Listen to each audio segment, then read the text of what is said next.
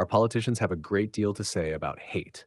They condemn it, legislate against it, fund campaigns to combat it, and warn that anyone guilty of it will be punished. We are told that hate has no place in our society. And yet, for all this moral certainty, they never define what hate actually is. If hate is now an offense serious enough to get you fired, deplatformed, exiled from public life, or even imprisoned, shouldn't we at least know what the word means? Shouldn't there be a clear standard that distinguishes genuine wrongdoing from simple disagreement? Laws against hate are, by their nature, fundamentally religious.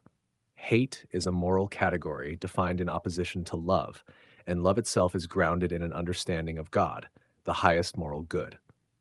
Any law prohibiting hate is, in effect, enforcing a moral standard derived from a conception of God.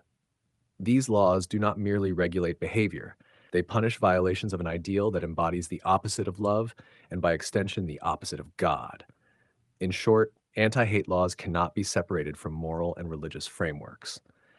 Any government introducing such laws must be explicit about the foundations of these categories. Without clarifying the religious or moral system behind terms like love and hate, the law risks enforcing an undefined, arbitrary, or covertly religious standard. Previous generations did not face this confusion. As historically Christian nations, Western societies understood hate as the opposite of love, and love was defined by God's law. That framework provided clarity, consistency, and accountability. Discard God as the ultimate moral reference, and what remains but the shifting preferences of those in power. Having abandoned the Christian worldview, Western nations embraced pluralism.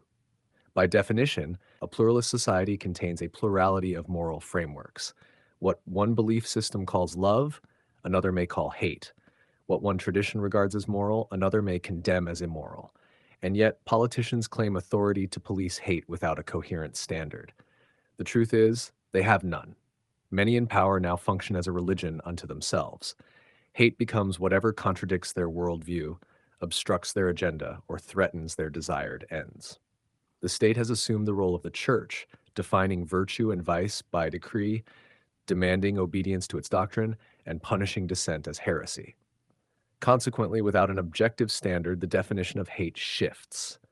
It becomes a label attached to whatever challenges the interests, narratives, or priorities of the ruling class. Justice is selective, consistency is absent, and offenders aligned with the politics of the moment can expect leniency. This is the world our elites have fashioned, a society governed not by transcendent principle, but by political preference.